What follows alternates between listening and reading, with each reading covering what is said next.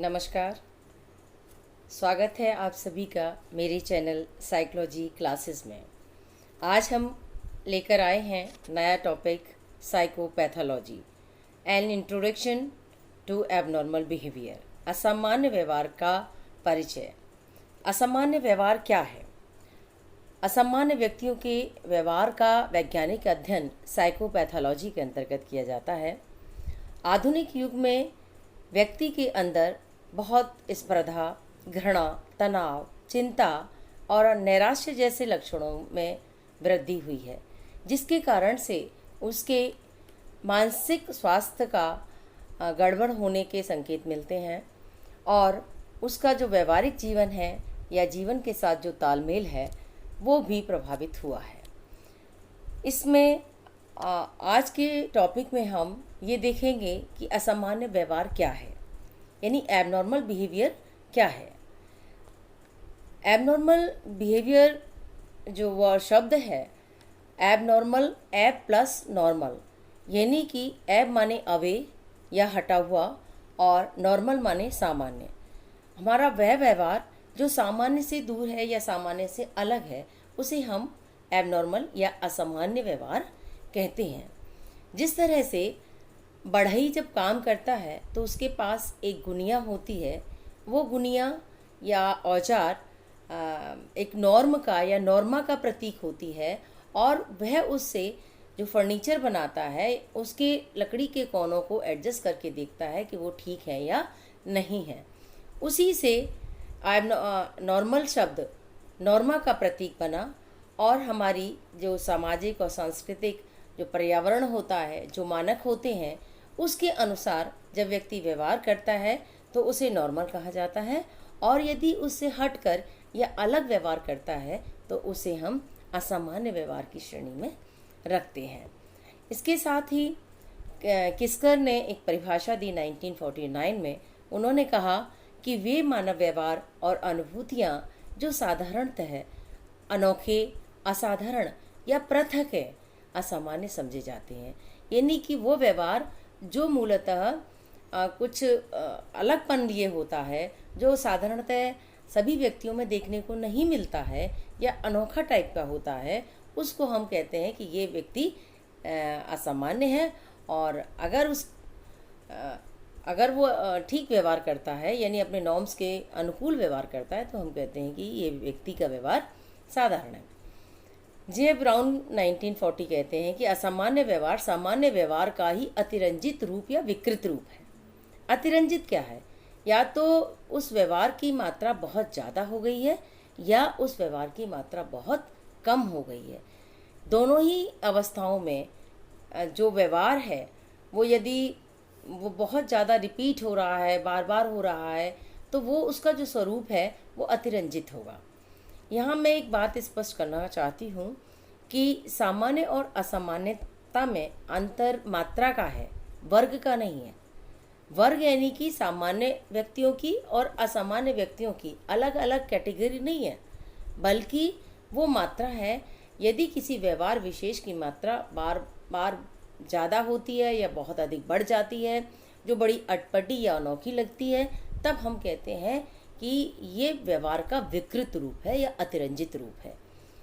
या कोई व्यवहार जो उस परिस्थिति विशेष में होना चाहिए और बिल्कुल भी नहीं होता है, तब भी उस व्यवहार को हम अतिरंजित व्यवहार की श्रेणी में रखते हैं। कॉलमैन कहते हैं असामान्य का अर्थ उस असमायोजित व्यवहार से है जो व्यक्ति के लिए या समूह के लिए अथवा दोनों के लिए हानिकारक होता है। यहाँ बात असमायोजित व्यवहार की आ रही है, यानी कि जो सामान्य व्यक्ति हैं वो अपने परिस्थितियों के साथ, उनकी डिमांड के साथ अनुकूलन स्थापित करने की कोशिश करते हैं, जबकि असामान्य व्यक्तियों का जो व्यवहार है वो अपने वातावरण के साथ समायोजन करने में सफल नहीं होते हैं। रीगन ने 1998 में इस संबंध में लिखा है कि वह व्यवहार जो सामाजिक दृष्टि से अमान्य, दुखदायी और विकृत संज्ञान के फलस्वरूप उत्पन्न होता है उसे हम असामान्य व्यवहार कहते हैं। यानी कि जो ऐसा व्यवहार जो सामाजिक दृष्टि से अनुकूल नहीं है या सामाजिक मानकों के अनुसार नहीं है, और वो अपने लिए भी और हमारे समाज के लिए भी दुखदाई है, और जिसका कारण हमारी सोच, विकृत संज्ञान यानी पैथोलॉजिकल जो कॉग्निशन है, जो चीज़ों को इंटरप्रेट करने का या देखने का जो हमारा विकृत मनोदशा है, उसके कारण उत्पन्न होता है।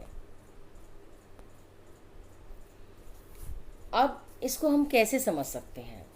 अगर असामान्य व्यवहार को समझना है तो कुछ कसौटियाँ हैं, कुछ क्राइटेरियाज हैं जिनके आधार पर हम ये समझ सकते हैं कि सामान्य व्यवहार क्या है और असामान्य व्यवहार क्या है। इसके अंतर्गत मुख्य जो 5 कसौटी हैं, 4 कसौटी हैं, उनको हम देखते हैं।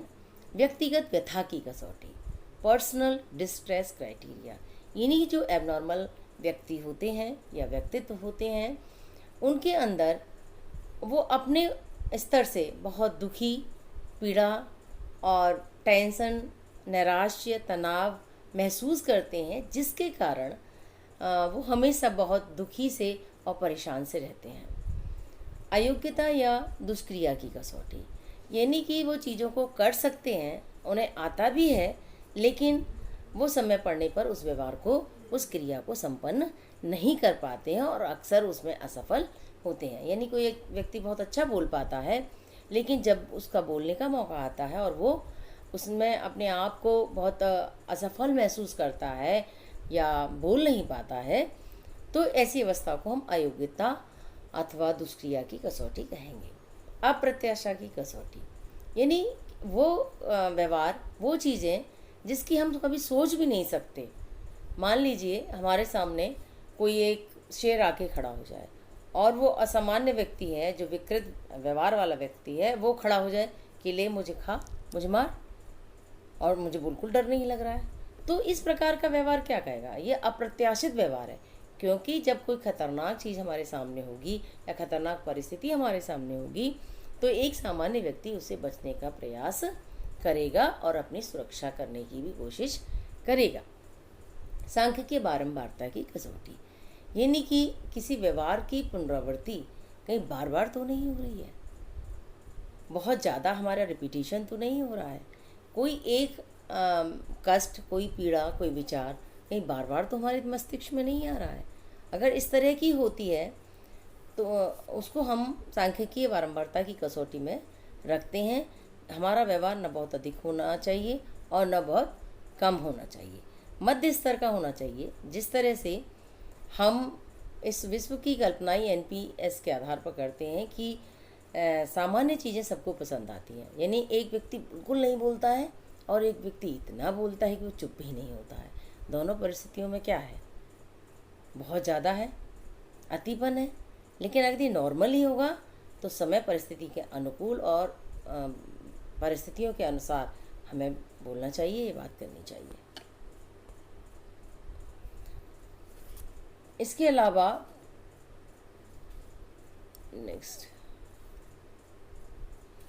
अलावा कॉमर ने 1995 में असामान्य व्यवहार की व्याख्या के संबंध में अपना मत व्यक्त करते हुए लिखा है कि असामान्य व्यवहार की कोई सर्वमान्य मत नहीं है, फिर भी अधिकांश मनोवैज्ञानिक ये मानते हैं कि यदि 4 चीज़ें हैं जिन्हें उन्होंने 4D का नाम दिया, कि उनके आधार पर हम व्यक्ति के असामान्य व्यवहार को पहचान सकते हैं। वो क्या क्या है?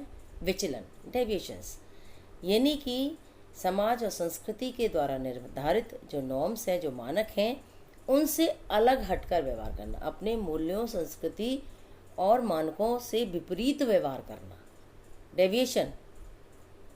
ठीक है, तो उसको हम विचलन की श्रेणी में रखेंगे, डेविएशन है। घोर दुख या पीड़ा, यानी असामान्य व्यक्ति को बहुत डिस्ट्रेस हुआ, वो हमेशा तनाव में रहेगा, संवेदनशील रहेगा, निराशा या निराशा उसके मन में घर करी रहेगी। दुष्क्रिया या अयोग्यता, यानी कर सकता है, करने की क्षमता भी रखता है, लेकिन करने में असफल होता है। ठीक है, मान लीजिए कोई साइकिल है लेकिन चलाना उसको आता है, जब उससे कहीं चलाओ तो चीख मारता है या साइकिल को फेंक देता है और बहुत असमर्थता अपने को जताता है, तो यहाँ दुष्क्रिया या अयोग्यता आएगी, जिसको हम डायफंक्शन और डिसेबिलिटी के नाम से जानेंगे। खतरा, डेंजर, ऐसे व्यक्ति जो असामान्य है या सामान्यता का व्यवहार करते हैं, वे न केवल अपने लिए बल्कि समाज या समूह के लिए भी बड़े हानिकारक सिद्ध होते हैं, क्योंकि उनकी कोई भी एक्टिविटी अपने हित में या समाज के हित में या समूह के हित में कभी नहीं हो सकती है। तो ये 4D हैं आपके: डेविएशन, डिस्ट्रेस, डिसफंक्शन और डेंजर।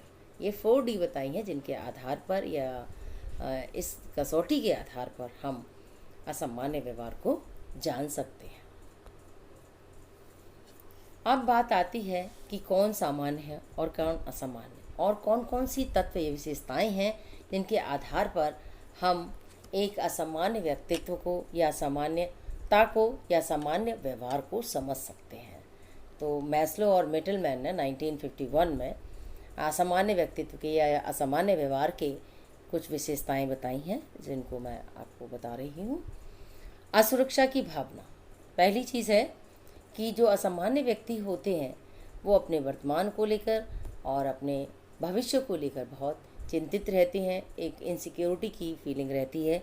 24 घंटे उन्हें लगता है कि कुछ ना कुछ घटना हो जाएगी, अब ये होने वाला है, वो होने वाला है।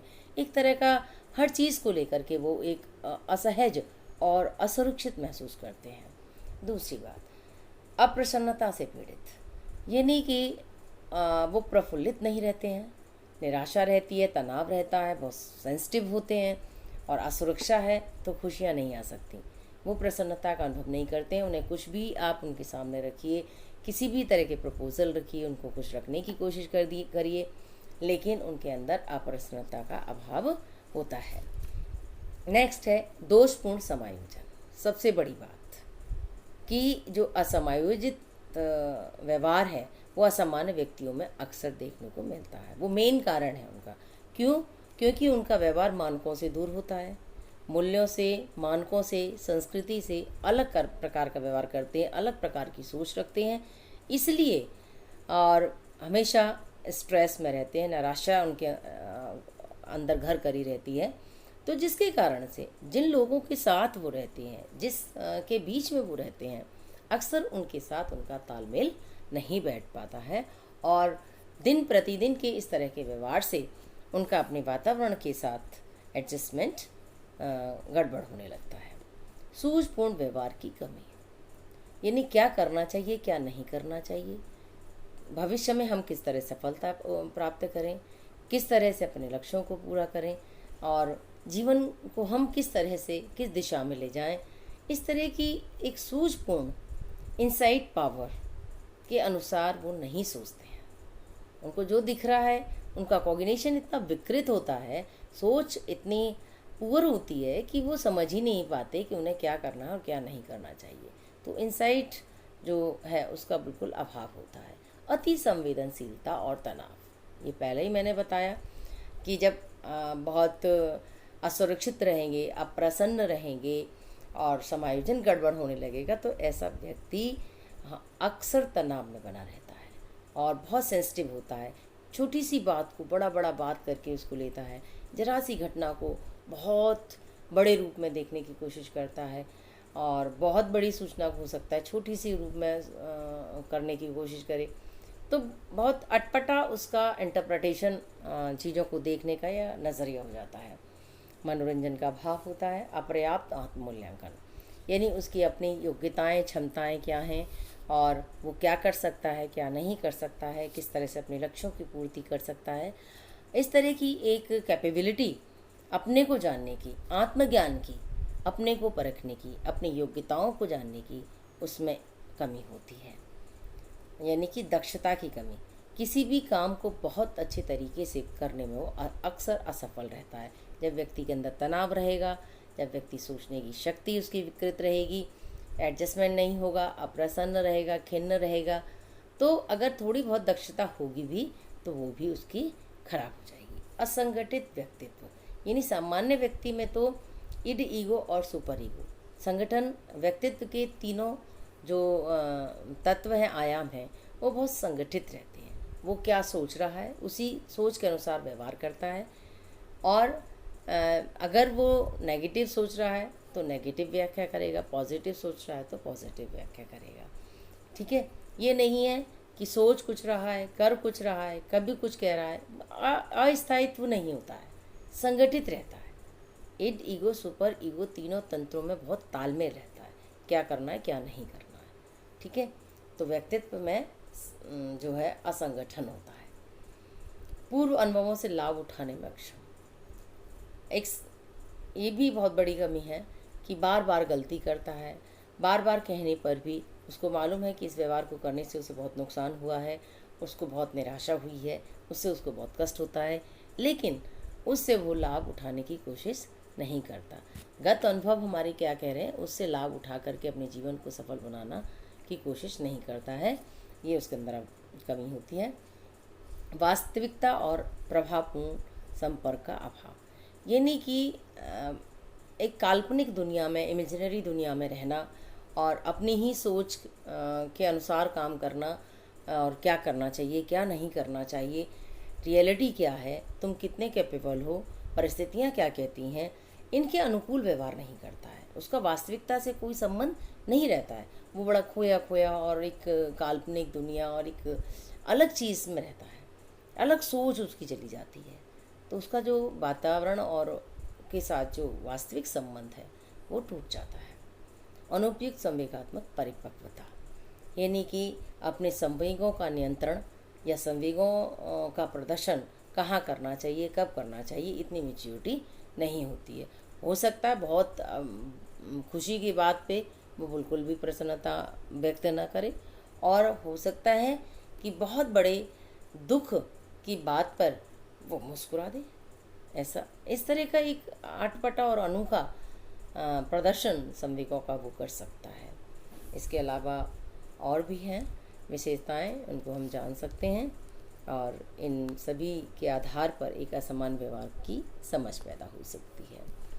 और इसके विपरीत सामान्य व्यक्तित्व की विशेषताएं हैं जो PM सिमोन ने 1949 में कहा है कि वह व्यक्ति सामान्य व्यक्ति है जो भयावह आघातों और नैराश्य उत्पन्न करने वाली परिस्थितियों पर विजय प्राप्त कर लेता है।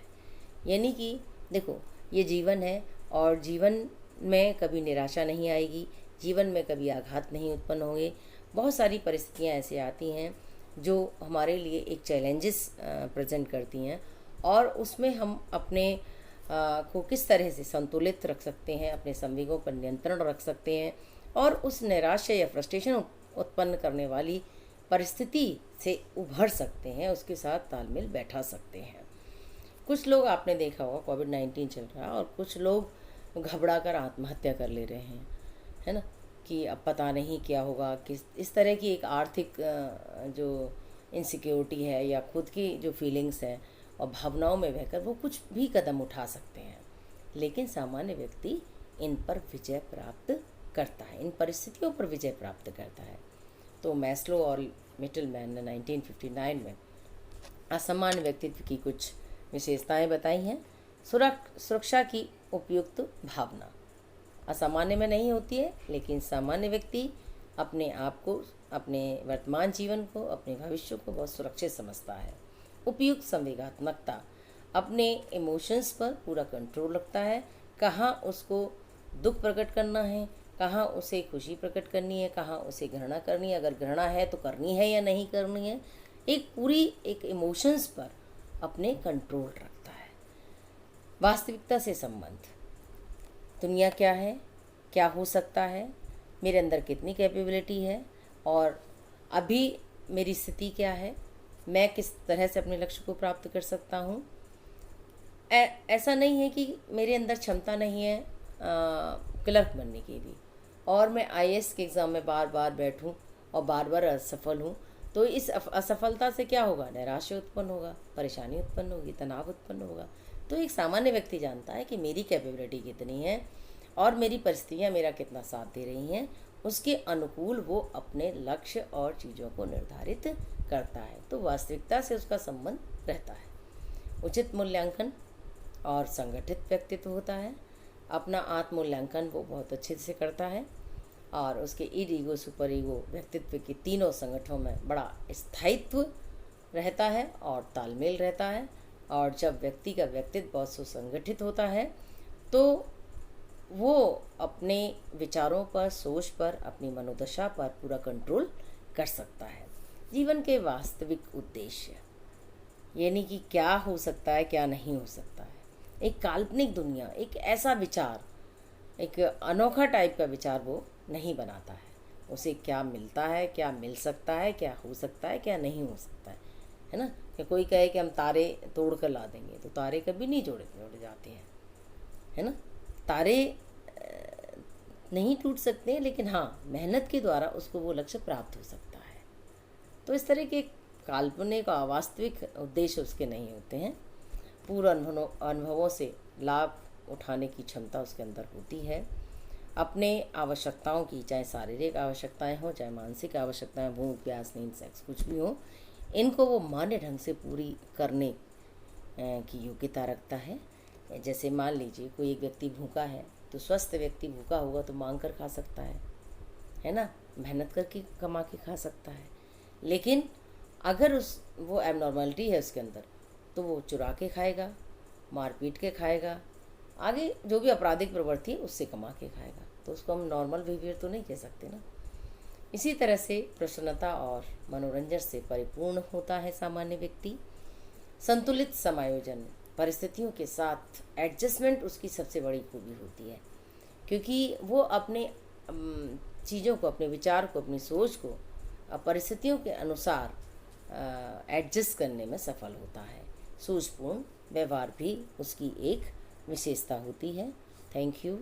अगले वीडियो में हम फिर लेकर आएंगे इसका प्राचीन और scientific view of point of abnormal psychology. Thank you.